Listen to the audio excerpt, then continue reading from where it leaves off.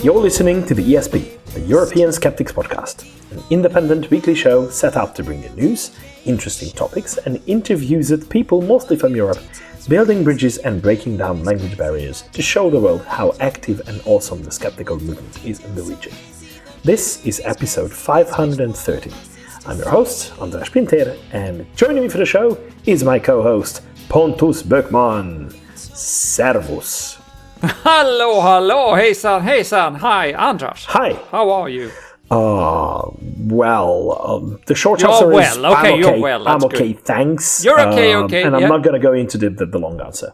No, okay, so, very good. Are you at home or where are you? It looks a bit strange in the background there. Yes, when we turned the camera on, your first impression was that I must be on a ship or something. Yes.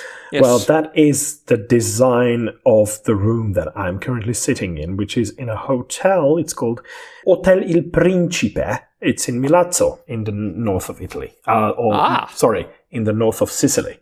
Yeah. So, we're in the middle of the Mediterranean then, so in a way it's fitting kinda. with this sort of what do you call it, ship-like design of the room. Yeah, a bit too many steering wheels. Yes, right. For one ship, I have to admit that. But I do quite like the really cool map that's hanging above my bed. I'm really fond of maps. Yeah, let's put a picture of this in the show notes just for fun, since we're talking so much about it. We can do that. Yeah. Hey. Okay. But let's get the sad part out of the way before we dive into our main segment. I'd like to take a moment to acknowledge some sad news from the UK. The skeptical and UFO communities are both mourning the passing of Nick Pope, who has died at the age of 61. I'm sure whoever is following the UK skeptical movement has heard of Nick Pope. Yeah. He's widely known as the real-life Fox Mulder because he was a bit of a believer, and he rose into international fame after becoming part of the UK Ministry of Defence's so-called UFO desk. That happened in the early 90s. He eventually moved toward the believer side of the spectrum, actually, and becoming a thing of on several shows that we are not necessarily very fond of, like Ancient Aliens. That is not a good omen. But he was a unique figure in the field because he remained a bridge builder. He was always willing to engage in civil, respectful debate with skeptics like a friend, Professor Chris French, who recently wrote a touching tribute to him in the Skeptic magazine. And whether you viewed him as a credible government insider or a master of media branding, there is no denying that Nick Pope was instrumental in bringing the UAP conversation in the mainstream, which is not necessarily a good thing, but his contribution to that is undeniable. But he was definitely a gentleman of the paranormal world, which is very rare. I mean, he was not that kind of weird, somewhat off guy. He was a strong believer in extraterrestrial life and the possibilities that they might be among us as well. So his passing is very sad. The civil arguments, the civil conversations will be missed that he was capable of. Not an old guy either. I mean, he's my age. He was your age. Yeah, he was your age. I almost said he was my age. But no, it's not. No. You're much He was younger. your age. Yeah, yes. It was your age. Right. But, All right. So we have good news as well before we start the show here. Yes, we do. The tickets are out for the European Skeptics Congress in Liverpool in October. So we will, of course, put the link in the show notes. We did that already last week. But the tickets are now out. We have gotten our tickets, haven't we, András? So yes, we're going to be there. It's official. It's going on. And also now some of the speakers have been presented on the website there. I won't go through them, but the MC will be Sean Doxey, which I think is a very good choice. Yes. So, but go and read it for yourself. The link will be in the show notes, as I said. And, we can mention Massimo Polvidoro as well, friend of the show. Especially in the way that you tend to say his name. I really like it. Yeah, that's how you have to speak when you say Massimo anything Polvidoro. in Italian. Polvidoro. Yeah. Yeah, especially that our listeners must be familiar with him. Sure they are. We have had him on the show on several occasions, I think, if memory serves. Yeah, it's been a while. We should have an update. You know what? I do know about an event that we will all attend. There let's might corner be a possibility Let's to corner him and in the interview pub him. or wherever. Yes. Let's do that. And this is also a warning to everyone being present at the European Skeptics Congress. You might be cornered by the guys from the European Skeptics Congress. Yes. Be prepared.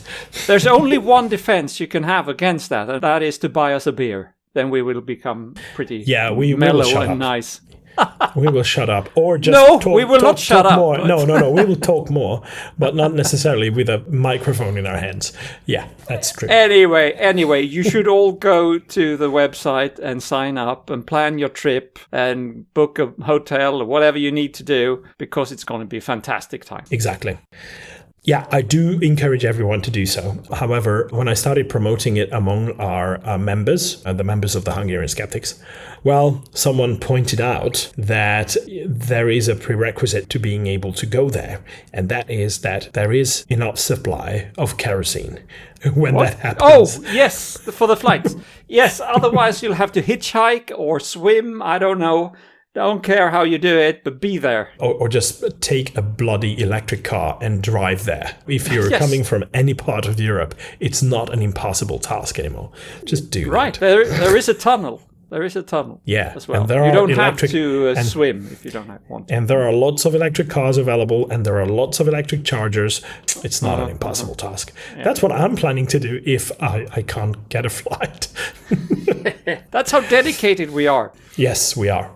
But we are also dedicated to present this show. So, as usual, we will start with This Week in Skeptical History, also known as TWISH. Well, if you've ever looked at a panicked supermarket sweep, or just been on a crowded road trying to get through, or been at a concert where people are behaving in a weird way, if you thought, why is everyone losing their collective minds? There was a guy dealing with exactly that question as far back as the 1800s. And that is Gustave Le Bon. He actually came up with the vocabulary to describe all that madness. And he was born 185 years ago on May the 7th, 1841. He was a French polymath who spent his 90 years being everything from a physician and an anthropologist to a physicist and a social psychologist. So basically all of it. So yeah, those were the days when you could be an expert in all the fields because you just could. Exactly. Those were the days. I would have loved to be among the people who could deal with science and sciencey stuff in the day, because most of the people, let's be honest, were not in that situation. So they were too busy getting caught in crowds, not knowing how to get out. Crowds, yeah, or just too busy getting food on the table. But for us, all of us skeptics, Gustave Le Bon is the man who looked at the rational human and said, okay, wait until they get into a group. Because then that rationality just goes out the window. So Le Bon's magnum opus, Psychologie des foules, the crowd, it's been translated as into English, a study of the popular mind. It is arguably the most influential book in social psychology you've never actually had to read for a quiz or anything. So it's very important, but most of us probably haven't heard of it. So I haven't, no. Yes. So his central thesis was a wake-up call for Enlightenment thinkers. An individual in a crowd is not just a person in a bigger room. They undergo a bit of a psychological transformation. And Le Bon identified 3 key mechanisms that explain why groups often act like a single, somewhat impulsive organism. One of them, and why they lose their minds, I mean their individual minds, is anonymity. So the crowd provides something like a cloak. Individuals lose their sense of personal responsibility, feeling they can act on instincts they would usually suppress. if you've ever been to a concert when people are seemingly lose their minds and do things that you wouldn't do anyway, or, well, that can be helped by consuming alcohol as well. So we have to admit that. But it has to do with the crowd mind as well. The other thing is contagion. Emotions and behaviors, according to Le Bon, spread like a virus.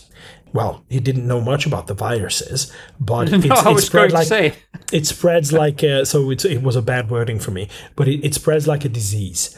So in a crowd, the mental infection is so strong that people will sacrifice their personal interests for the collective momentum occasionally. The third thing is suggestibility. This is the big one for us as skeptics, because Le Bon argued that a crowd is in a state similar to hypnosis. They don't want logic, they want images, slogans, and simple truths that they can resonate to, and they feel right. And that can change according to what situation you're in, and the more you're in the collective mind, the more suggestible you are. And this is a good warning, I mean, at least as to what we should be careful with and what we should care about. Because as later literature pointed out, Le Bon's work is a bit of a double-edged sword, because he's a fascinating figure for a bit of a deep dive into how human minds work, but it unfortunately has provided a bit of a roadmap for not too good actors on the political field. So his work had a bit of a propaganda blueprint as well. His insights became a how-to guide for 20th century dictators, for example. Leaders like Mussolini and Hitler reportedly studied Le Bon to learn how to bypass the intellect of the masses and speak directly to their emotions. There is something that is called the black light blunder. So in a really classic skeptical lesson on confirmation bias, Le Bon once claimed to have discovered something that he called a black light. It's a new form of radiation. I mean, there are certain concepts in physics as well that kind of sound familiar to that. But the specific thing that he came up with turned out to be a classic experimental error. So it's a great reminder that even the guy who wrote the book on human delusion can really fall for his own delusion. Turns out he was human as well. He was a human as well. So that's really cool. I mean, it is cool that we can learn from that. And we mustn't forget that he was a product of his time. So we must be honest, he was a man of the 19th century. His writings are peppered with the era's quote-unquote scientific racism and sexism. When we try to practice a bit of historical nuance, we value his breakthrough insights into group dynamics, while at the same time we can just flatly reject his biased conclusions about hierarchy and stuff. But his work is still very important. It's an important milestone in social psychology.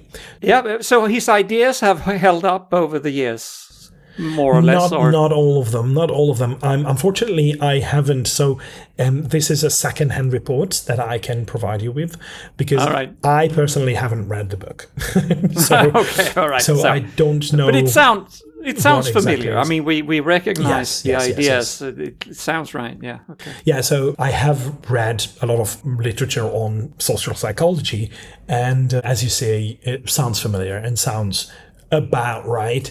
But I do know for a fact that some of his concepts have been debunked, but not like in general. Oh, okay. Yeah. So when it comes to his crowd, the crowd he's talking about doesn't need to be in a physical square, unfortunately. This is a proof of how well it stacks up still.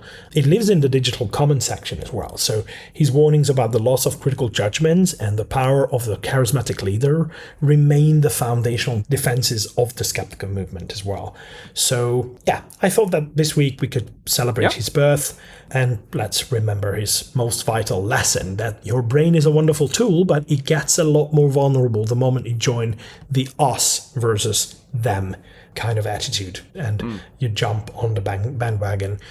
Don't use pitchforks. That's an important thing, because you never know how wrong you can be about your strongly held ideas. So yes. Yep. Good. Yeah. 7th of May, 1841, when French polymath and author of The Crowd, A Study of the Popular Mind, Gustave Le Bon, was born. And that brings us to the next segment, which means that we are going to talk about the news. And I'd like to start with very good news. I mean, a real cause for celebration, because Humanists UK is marking a major milestone this month, celebrating 130 years since its founding on the 30th of April, 1896. Really cool. That is amazing. Originally, it was established as the Union of Ethical Societies, but the organization has evolved from a small Victorian movement into a national charity with over 150,000 members and supporters. That is really cool. I mean, that is something to be proud of. When it comes to the last 13 decades, the group has been at the forefront of several landmark social shifts in the UK. That includes the decriminalisation of homosexuality, the abolition of blasphemy laws. Well, some remain. Most of them. Oh, yeah, mostly. And the promotion of secular education, which is also something that, well, still requires a bit of work in the United Kingdom. Their history includes an impressive roster of members and supporters, ranging from a young Mahatma Gandhi, which is really cool, and the NHS founder Anurin Bivan, to modern-day patrons like a Nobel laureate, Wole Soyinka. But today, patrons of Humanists UK include 150 of the UK's most high-profile artists, entertainers, activists, writers, philosophers, scientists, and campaigners. Some of them we consider our friends as well, and we're very proud of them for that. So, to celebrate the anniversary, Humanists UK has launched a brand new podcast called Unholy Histories.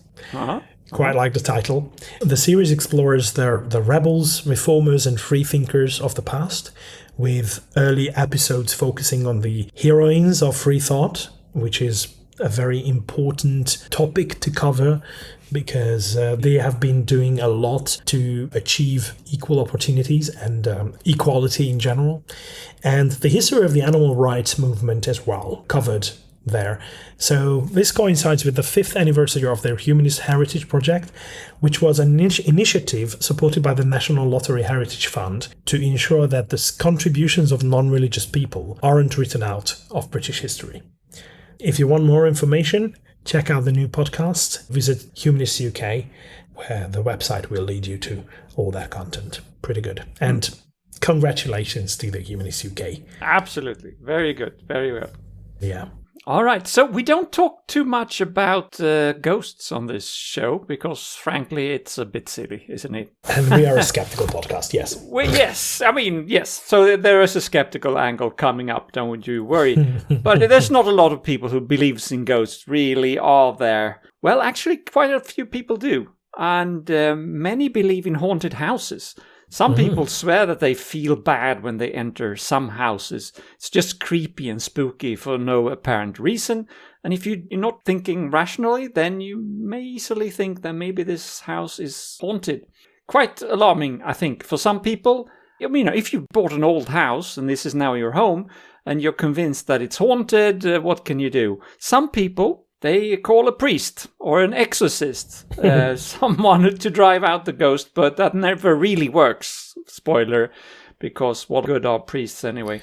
And we know that the only real exorcist is the Pope. So yeah, but they have a school for exorcists in Rome. Yeah, they do. We train them there.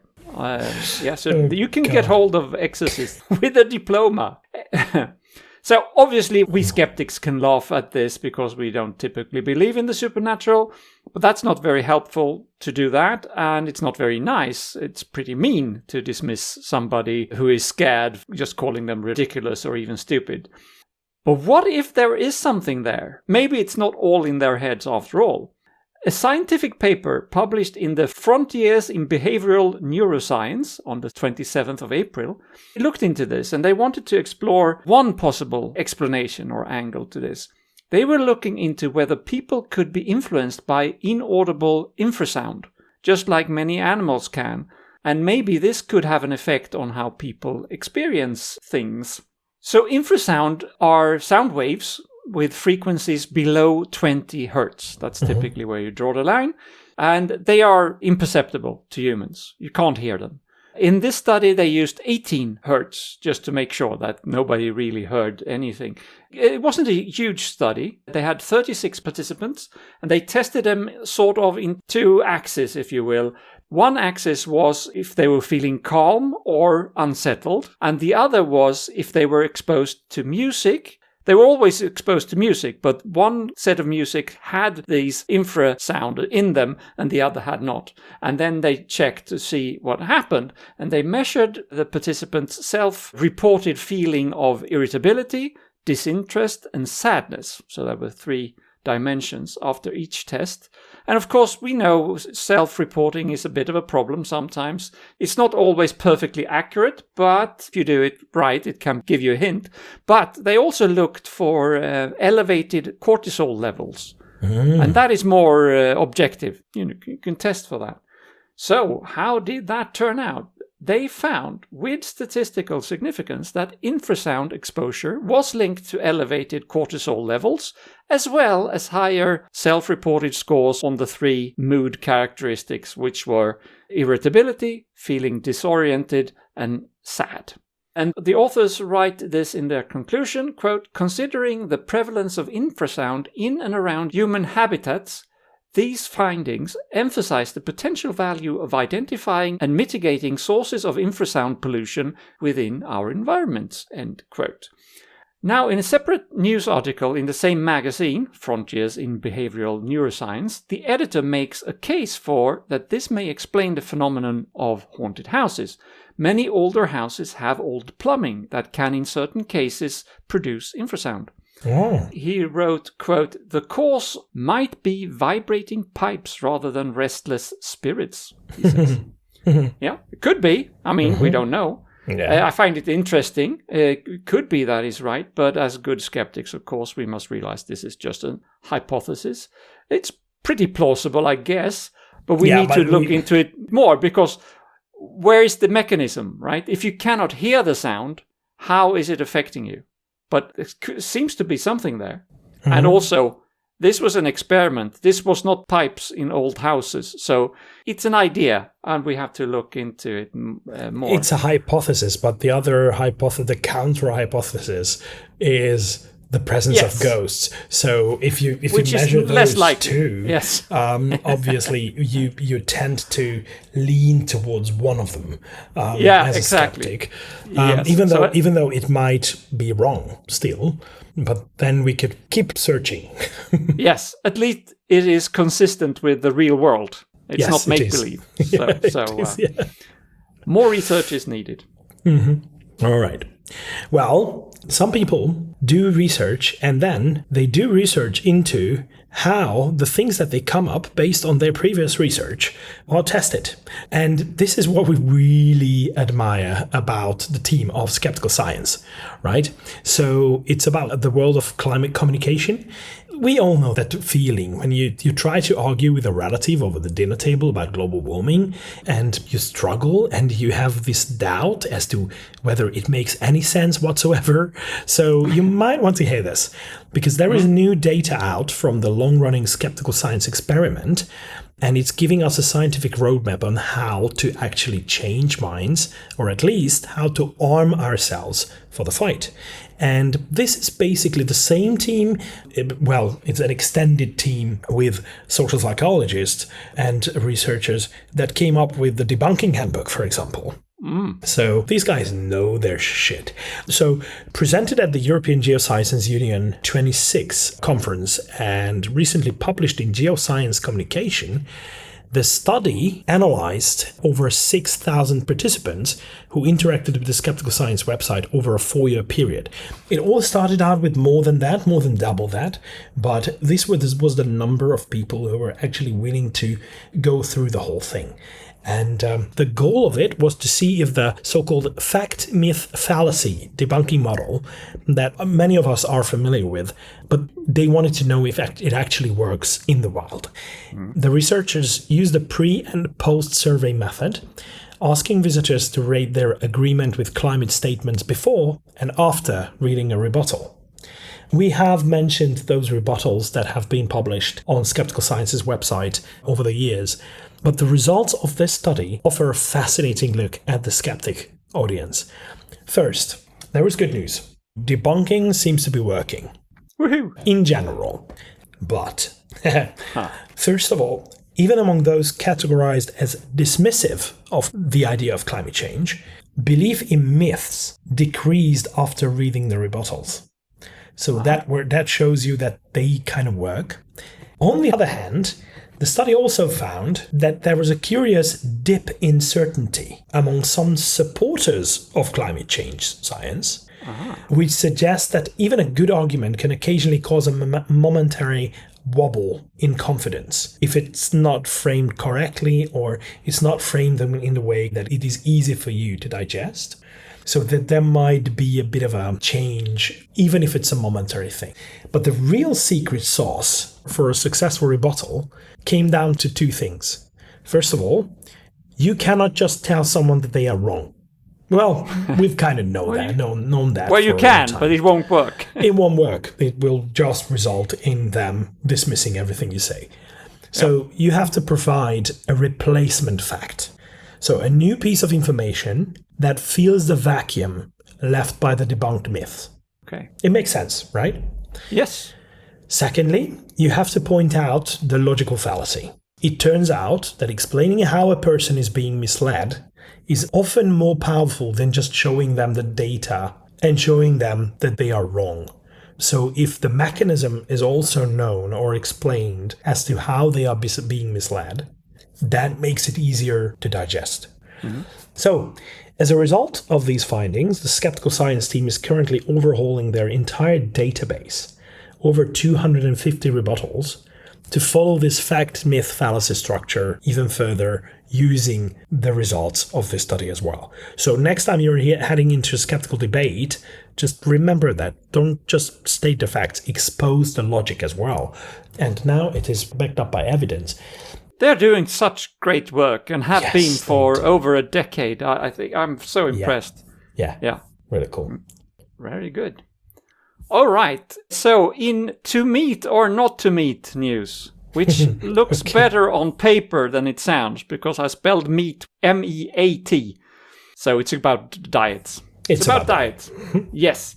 So I think it's safe to say that there is a consensus among dietary experts that we, in many parts of the world at least, we eat more meat than we actually need nutritionally. And it's bad for the environment as well, to all these cows and whatever.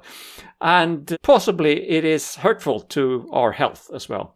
Friend of the show, Olaf from the Netherlands, looked into a recent article that was written by Edward Bomhoff, who is a Dutch economist, professor, and retired politician. He was at one point Minister of Health in the Netherlands, so he's not nobody. So when he writes something, chances are that people will listen to him. And this article that he wrote was very pro-meat. It is criticizing the current Dutch Minister of Health, Sophie Hermans, because she apparently is trying to get people to reduce their meat consumption, which sounds sound to me. Mm-hmm. So we have the battle of the health ministers, and the article is called "Eating Meat Helps Many People with Alzheimer's, but Minister Sophie Hermans considers reducing CO2 more important," end quote. So he's firing shots here. Mm-hmm. And it starts, the article starts with this sentence, quote, "Alzheimer's and other forms of dementia are the leading cause of death among Dutch women. Dementia is also in the top 10 causes of death for men," end quote.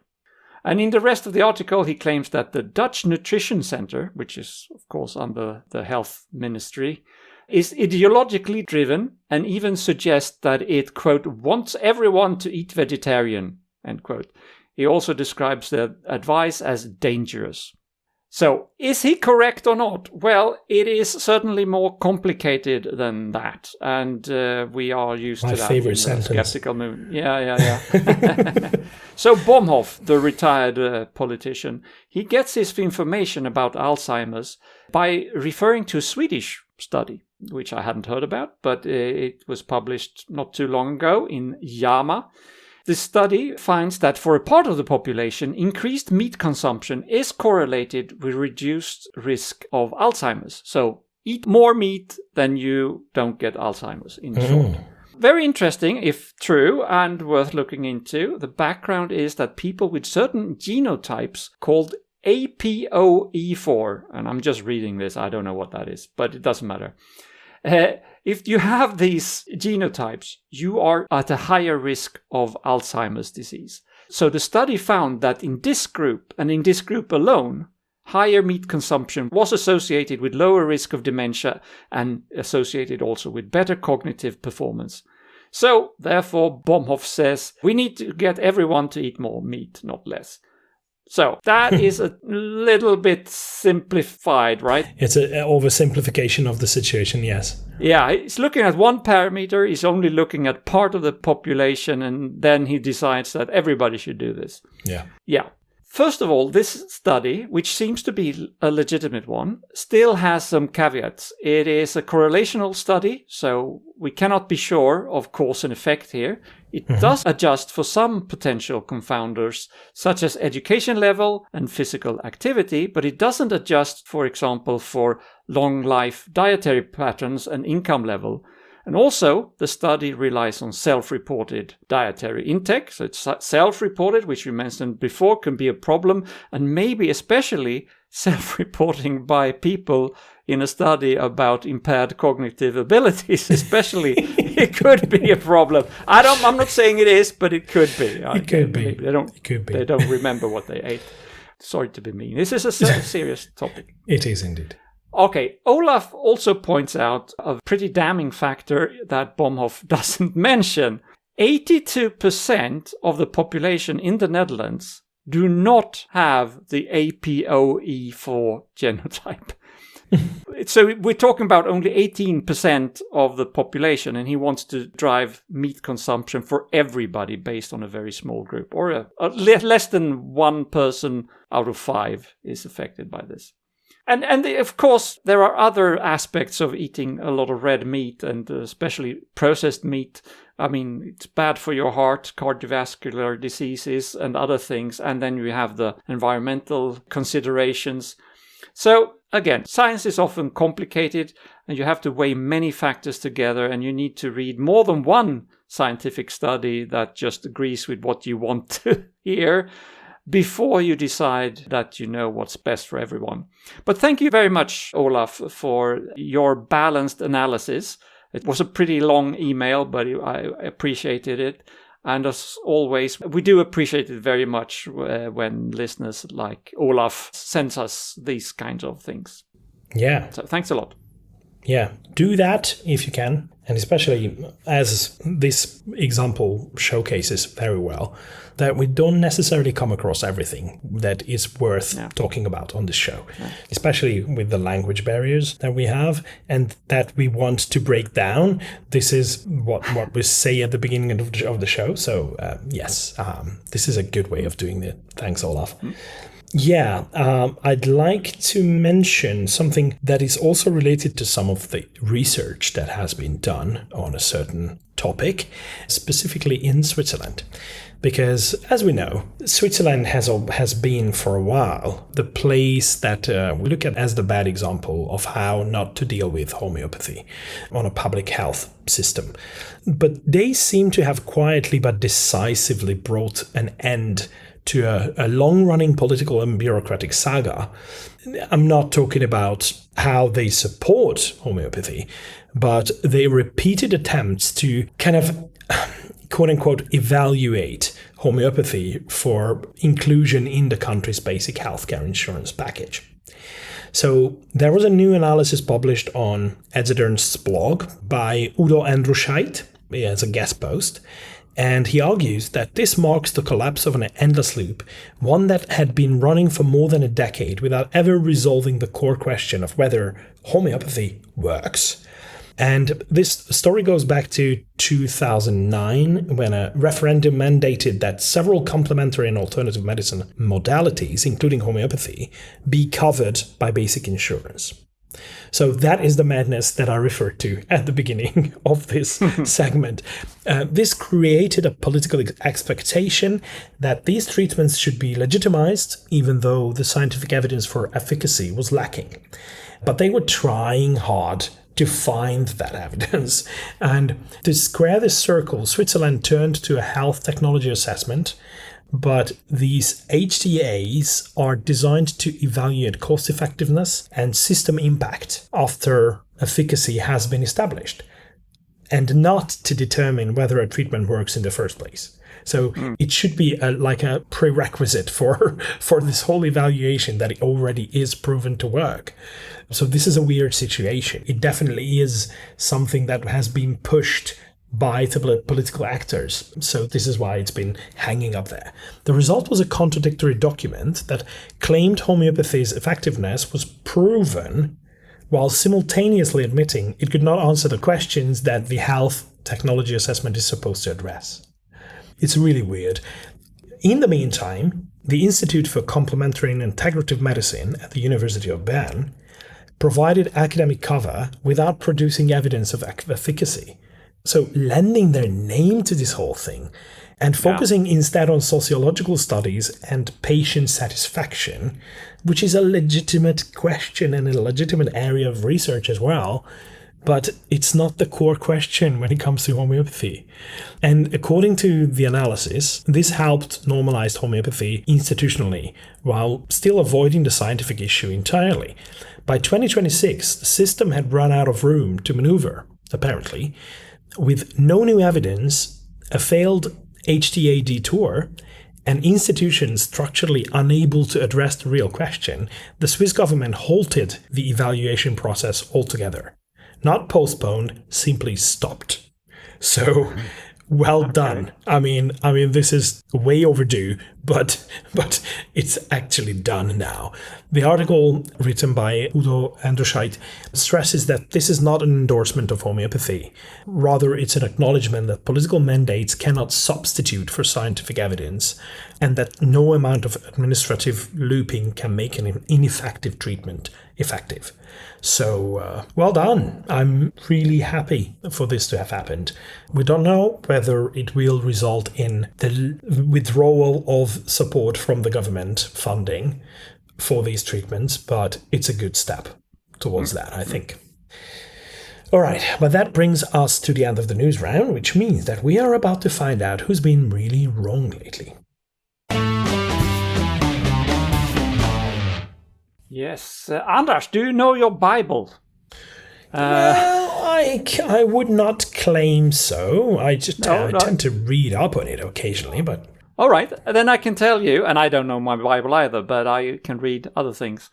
And from that, I gather that in the New Testament, in the book of Acts, chapter 15, verse 28 and 29, there are some instructions from the Holy Spirit, no less. And it says, and I quote, "The Holy Spirit and we ourselves," and it's the apostles writing this, but they are writing this, supposedly.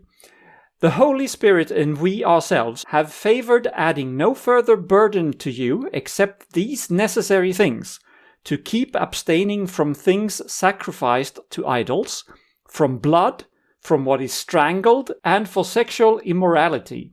If you carefully keep yourselves from these things, you will prosper. Good health to you!" Exclamation point, end quote. All right. So this is one of the many translations of this passage in the Bible, and I'll get back to which one in a second. But what specific thing does this mean that you need to do, Andros? Abstain from blood transfusions? Exactly. That's where we're getting. So but it this doesn't is say so. No, it doesn't say so. And even though this is the translation from Jehovah's Witnesses, they have their own translation, because why not? And they have this very extreme and well-known interpretation of the passage, no blood transfusions. But things sacrificed to idols, this is not about blood transfusions. It's about bloodletting, killing an animal and letting the blood coming out of it. It's like the blood. Yeah. So if you sacrifice, first of all, even Jehovah's Witnesses, even they may be a little bit old-fashioned, I don't think they sacrifice to idols. So this is not. But if you do, you're not supposed to eat the meat and drink the blood of that animal. That's how you should read this. I'm saying this. I'm not a scholar, of course. Probably shouldn't be trying to do some theological interpretations. Plus, you are pro blood transfusion, so yes. I am paid by big blood here. Yeah. So, but if you look at, so I did look up the King James version as well, just to see if it makes it, and I think this is clearer that it's about eating meat from sacrificed animals. So it's a little bit old English, of course, not old English, but a little bit old-fashioned English, of course. So this is what it says, quote, that ye abstain from meats offered to idols, and from blood, and from things strangled, and from fornication. So, it's not blood transfusions. First century apostles didn't know anything about blood transfusions, and in the meanwhile, people are dying and have been for a long while because they are refused safe and life-saving medical care. And they very often do refuse themselves because they believe that if they do it, they will go to the place below instead of the above. So as I said, I probably shouldn't do some sort of theological argument. It's all nonsense anyway, what they're talking about. But the reason I bring it up now is that the J-dubs themselves have begun to question this stupid rule. So that sounds like it's a good news in a way. But of course, they cannot let go. So it's hard to admit that you've been wrong all this time, isn't it? So now they have issued a clarification, quote unquote. Instead of just throwing it all away, the old interpretation, just say now blood transfusions are okay, they are dividing it up into two different ones. They have now declared that so-called autologous blood transfusion is permissible if you really want to.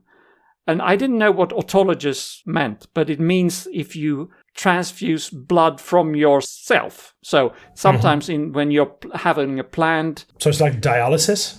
Well, yeah, could be, perhaps, but I think it's more like, now I'm getting into medical things as well, so I'm well out of my field here, but I believe it's when you have a planned surgery, you can save up blood in the weeks or days before to have it as a reserve when you have the surgery, and that is better. Well, it's sort of safer because you know for certain that you get the right blood type and you have access to it, and so that's medical. Let's not speculate in that, but that's what autologous blood transfusion means, and that is now permitted by JWs.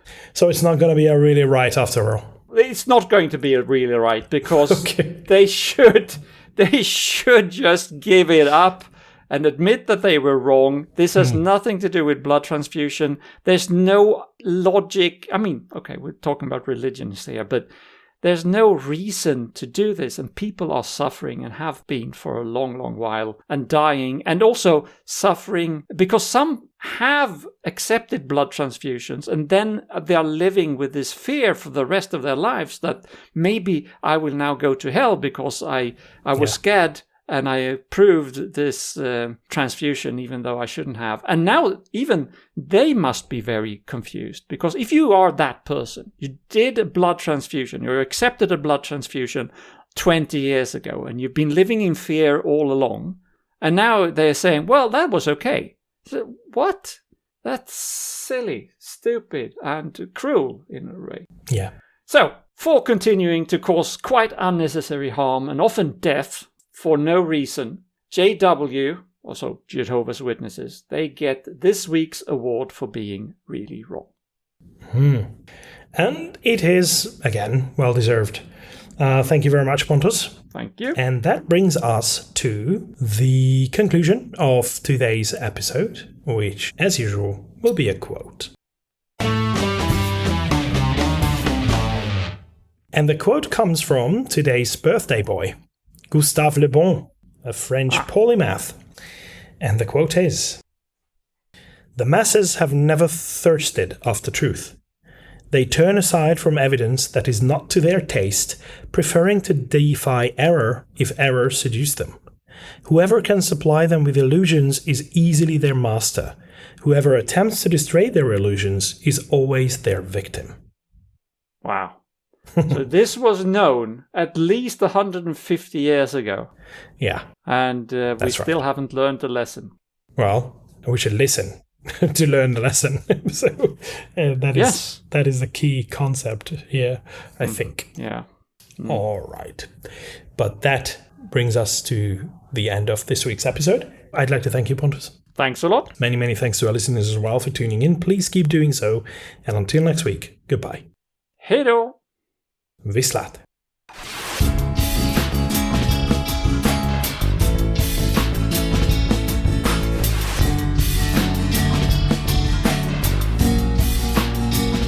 This has been your ESP experience. The show is produced and recorded by TheESP.eu. Join us again next time, but until then, please send your feedback and comments to info@TheESP.eu. We would also love to hear your ideas and suggestions regarding topics, and if you have any skeptical news from any European country, we're always eager to hear about them. If you have an upcoming local event or an organization to promote, please don't hesitate to let us know, as we are more than happy to help. All music in the program was written and performed by Keisha J. Gray and George Robb and is used with their permission. Please check out our webpage for show notes and archive material at TheESP.eu, follow us on Blue Sky at TheESP.bsky.social, like us on Facebook or support our work on patreon.com/TheESP. And don't forget to spread the word by sharing our content with others. I don't know how you can believe.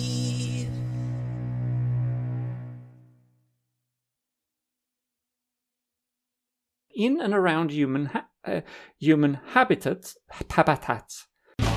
and from sexual immortality. No, sexual immortality. That's fine. Oops. Okay. That's something to aspire to. Actually, that's probably sexual Satan immortality. That. Yeah, that's the other. That would be interesting. Yeah. Oh my god! Now I have to. Would it be immorality? Yes. Okay. Oh my god!